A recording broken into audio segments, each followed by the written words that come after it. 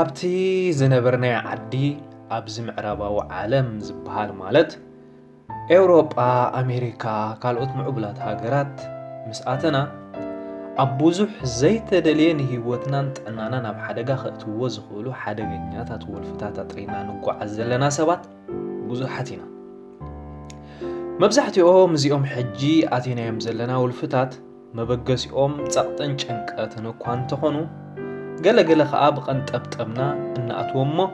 ድሓር መዋፅኡ ንስእነሎም። ንኣብነት ናይ ኤሌክትሮኒካዊ ቁማር ማሽን ንብሎ ብዝዓዲ ሓሽሽ ናይ መስተን ሽጋራን ግዙእ ምዃን ናይ ጌም ወይ ናይ ሞባይል ፀወታ ወዘተ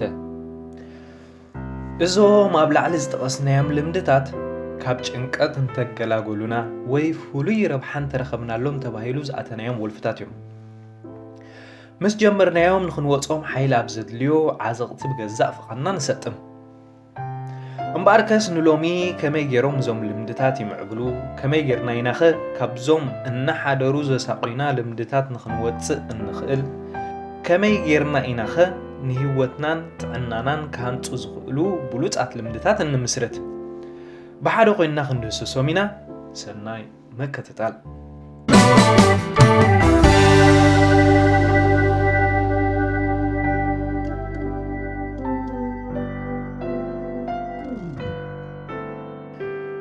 ሕማቕ ወልፍታትን ልምድታትን ኣብ ልዕሊ ነብስናን ህይወትናን ጥራይ ኣይኮናን ጉድኣት ዘስዕቡ ንሙሉእ ስድራ ቤትን ቤተሰብን ብኣሉታ መንገዲዮም ፀልዎ ድምር ናይ ዝኹሉ ከዓ ንሕብረተሰብ ይዕንዉ። ኣስተቢልኩም ዶ ትፈልጡ እዞም ኣሉታውያን ወይ ሕማቕ ልምድታት እንብሎም ንህይወትናን ጥዕናናን ኣብ ሓደጋ ዘእትዉ እንብሎም ልምድታት ከነማዕብሎም ከለና ወይ ኣካል ባህርያትና ክንገብሮም ከለና እቶም ዝቐለሉ ከም ዝኾኑ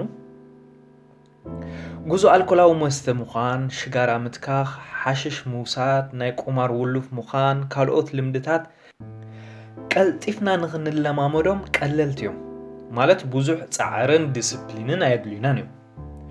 ሎሚ ትገብራ ጽባሕ ትደግማ ከምኡ እንዳበልካ ምስ እትኸይድ ኣካል ባህርያትካ ትኸውን ልምድኻ ትቕየር። እቶም ብዝቐለለ ዘጥረኻዮም ልምድታትካ ኣብ ኩነታት ጥዕናኻ፣ ገንዘባዊ ዓቕምኻ፣ ማሕበራዊ ዝምድናኻ ዓብይ ጉድኣት ከውርዱ ምስ ጀመሩ ክትእለየሎም ምስ እትህቅን ከምቲ ብቐሊል ኣገባብ ዝለመድካዮም ብቐሊል ኣገባብ ኣይሓድጉኻን እዮም። ፍሉይ ፃዕርን ዲስፕሊንን ተበግሶን ይሓቱኻ። ቶባ ኢልካ እንተዘይወፂኻ ነባር ልምድኻ ኮይኖም የሳቂዩኻ። እዞም ልምድታት እዚኦም እቶም ኣሉታውያን ኮይኖም ብቐሊል ዝለመድካዮም ኣብ ህይወትካ ዕንወት ምስ ጀመሩ ከዓ ብቐሊል ዘይሓድጉኻዮም። ብኣንጻሩ እቶም ንህይወትካ ዘጸብቑ ሓጎስን ሙሉእ ጥዕናን ክፈጥሩልካ ዝኽእሉ ጽቡቓትን ኣወንታውያን ልምድታት እንብሎም ኣካል ባህርያትና ክኾኑ ልምድና ክንገብሮም ኣብ እንብገሰሉ እዋን ልክዕ ከምቶም ጎዳእቲ ልምድታት ብቐሊል ኣይጥረዩን እዮም። እንታይ ደኣ ተወሳኺ ፃዕርን ዲስፕሊንን ይሓቱኻ። ኮታስ ኣብ መጀመርታ ንኽንለማመዶም ምቹእ ኩነት ኣእምሮ ወይ ሙድ ኣይፈጥሩልናን እዮም። ድሕሪ ግዜ ምስ ለመድናዮም ግን ንህይወትናን ሕብረተሰብናን ኣብ ምህናፅ ዓብይ ተራ ይፃወቱ። ኣካላዊ ምንቅስቓስ፣ ልምዲ ንባብ፣ ልምዲ ንግሆ ምትሳእ፣ ልምዲ ኣብ ስራሕካን ቆፀራኻን ኣብ ሰዓትካ ምርካብ ወዘተ እዞም ልምድታት ኣብ ዕለታዊ ህይወትካ ኣካል ልምድኻ እንተኾይኖም ከመይ ዘይሃንፁኻ። ክቡር ሰማዒ ኣብ ናይ ሎሚ ፅሑፈይ ክሃርሞ ደልየ ዘለኹ ዕላማ ዘለውና ሕማቕ ልምድታት ሓዲግና ከመይ ጌርና ብሉፃት ልምድታት ነጥሪ ኣብ ዝብል ዛዕባ እዩ። ኣብዚ ዛዕባ እዚ ከዓ ብመጀመርታ ክንሪኦም ደልየ ዘለኹ ልምድታት እንታይ ማለት እዮም፣ ከመይ ጌሮም እዮም ከዝምዕብሉ ኣካል ባህርያትና ዝኾኑን ኣብ ማዕባብላ ልምዲ ምፍላጥና ንዘለውና ሕማቕ ልምድታት ኣብ ምቁፅፃርን ሓደስቲ ብሉፃት ልምድታት ኣብ ምጥራይን ክሕግዙና ስለ ዝኽእሉ እዩ። ምፍላጡ ከዓ ኣገዳሲ እዩ። ልማድ ወይ ልምዲ ብዝቐለለ ኣዘራርባ እንታይ ማለት እዩ? ንሓደ ነገር ኣብ መጀመርታ ደስ ኢልካ ክኸውን ይኽእል ወይስ ብትምህርቲ ክኸውን ይኽእል ብተደጋጋሚ ክትገብሮ ምስ እትጅምር መዓልታት ሰሙናት ኣወርሓት እንዳተተኻኽኡ እቲ ብተደጋጋሚ ትገብሮ ነገር ኣካል ልምድኻ ይኸውን ነቲ ነገር እቲ ኣብ እትስእነሉ እዋን ልምድኻ ስለ ዝሰኣንካ ቀጨውጨው ይብለካ እቲ ልምድኻ ምስ ዓይኻዮ ምስ ስራሕካዮ ምስ ተግበርካዮ ድማ ዕግበት ይስማዓካ ስለዚ ብምድጋም ዘጥረኻዮ ኣካል ልምድኻ ይኸውን ልምድታት ከመይ ይምዕብሉ ንዝብል ካብ ሓደ ምሁር ስነ ልቦና ዝወሰድኩ ሓሳብ ኣሎ ብሓደ ኮይና ንርአዮ ጥሜት ይስማዓና ኣእምሮና መግቢ ንኽንበልዕ ፀቕጢ ይገብረልና ማለት ሓበሬታ የመሓላልፍ መግቢ ረኺብና ንበልዕ ነስተማቕሮ ንጸግብ ሽዑ ሓይሊ ምስ ተሰምዓና ኣካላትና ደስ ይብሎ ድሕሪ ገለ ሰዓታት ከዓ ደጊምና ንጠሚ ኣካልና ድኻም ይስምዖ ይስልክዮ ኣእምሮና ድማ ነዚ ዝተሰምዓና ዘይምቹእ ኩነታት ከዕግስ መግቢ ክንበልዕ ከም ዘለና ይነግረና መግቢ ንበልዕ ነስተማቕሮ ንጸግብ ባህታን ሓጎስን ይስምዓና እቲ መስርሕ ከምዝ እንዳበለ ይቕፅልን ይደጋገምን ኣእምሮና ድማ ልክዕ በዚ መስርሕ ዝተቐነዩ ኣስተውዕል ንሸውሃትካን ድሌታትካን ከተዕግስ ኢልካ ትብገስ ነቲ ዝደለኻዮ ነገር ትገብሮ ተዓዮ ትሰርሖ ውፅኢት ናቱ ድማ ዕግበትን ፍስሓን ሓይልን ይስማዓካ በቃ እቲ መስርሕ ከምዝ እንዳበለ ይደጋገም ቀሊል እዩ ንኣብነት ሽጋራ ወይ ካልኦት ልምድታት ተመሳሳሊ መስርሕ እዩ ዘለዎም ብቐንጠብጠብና ድዩ ወላስ ብኻልእ መጀመርታ ሽጋራ ምትካኽ ደስ ይብለና ሽጋራ ከነትክኽ ንብገስ ነትክኽ ምሳትክኽና ከምቲ ዝሓሰብናዮ ደስ ይብለና ካልኣይ መዓልቲ ንደግማ ሳልሳይ ራብዓይ እንዳበልና ንደጋግማ ሽዑ ሽጋራ ምትካኽ ኣካል ልምድና ይኸውን ሽጋራ ኣብ ዘየትከኽናሉ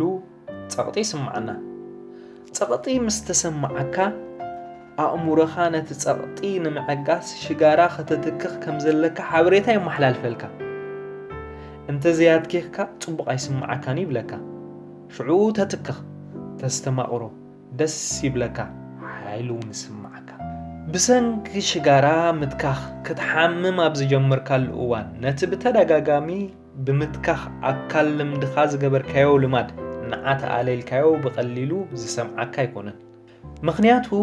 ኣእምሮኻ በብቑሩብተይ ኣለማሚድካዮ ኢኻ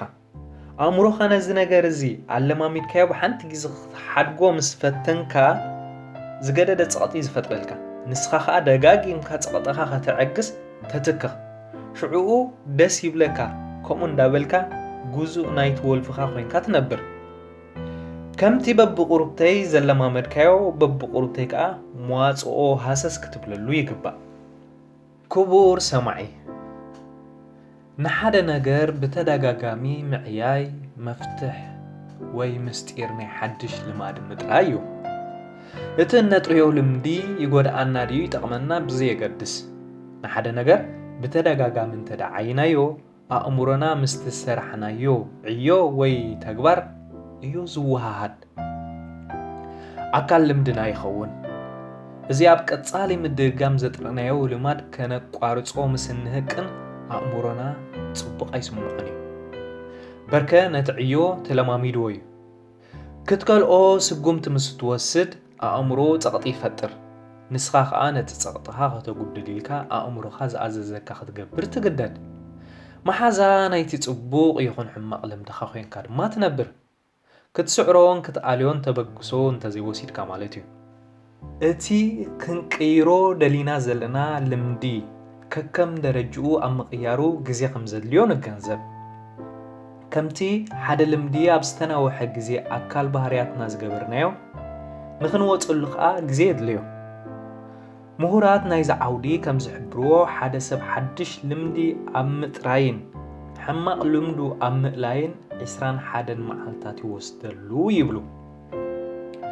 لعلو كله جن نزلك حماق لما تقليل كختقارص أو كوش تخاز نقلة حيلن دليتن نقحاتن يدليكا نابنت شجارة متكاخ نتعنا هاجود أمخانو تفلت إخا مفلاتكا جنا أخلي يكونن مخنياتو كل سب متكاخ شجارة أبتعنا خان كتبا خان زورودو هاسيات يفلتن يردأني تقليلو كابيوتو كرحقا كاب فلتت ناب نقحات استساقاقره لبونا سلز حصريو كاب زوم حمق لمدتات زي قلاقل مجمرتا لمدخا ناي بحقي يقول أكا مهلو كاوش تخازن قلن قحاتي هاللخا لحريو تلعال سقوم توسد عم مسرح اتو كمتي ببقورو بستلام مركيو حجون كاس اندابلكا خابت حمق لمدخا وطا نابنت عب حدا معلتي عسرت شجارات تتكخ انت دانيركا عبزي قدام يسومون ناب حموش توردو عب كلا يسومون ناب كلتا عب سالسا يسومون كا ناب حدا اندابلكا نزح معلم دخاخا بخار حقو عبزي اوانزي تاطيخ سمعكا باريوي جن ني حلوكا علامة اللوكا زازمو حدا جزي خا نأمرخا تالولو شجارة كتتكخ دس أبزبلك أوان أدهو بوخا نابكالك أيرو كيدكا ماكينة خطرية سايكلكا أعرية بكا كونيلكا هدم بتوساق قد محجي ببزح تتكخلوم زنبركا بوتاتات بارات كخوني خل كال بوتا أي تخيدوم نزوم بوتاتات مخنياتو أتوم بوتاتات نمتكاخ كزخاخور خاس لزغلو بتوساقي أب أوان مسته بوزوح تتكخ انت دعا نيركا مسته أي تسته كوبور سماعي كم أبنت نشجارة أمتينا يدا أمبر إذا مسرح زي أب كلهم لمدتات يسرح حدست لمدتات أم مترايخون حما لمدتات أم محداك بتوساقي متان سبات كابتو مكرخا كمهارو كابتو مكرخي خمهارو حماق لمدي أم محداق زحقوزنا حانت نتبي تطبق لمدي أم متراي زحقوزنا خان حانت نتبي أب كومنت كتقمت تتصفو بمكتالكم كاب لب اندامسكمكو مساخم تصنحكو فازق تسومي بخالق تحستو قصاب نراخب سلام كلام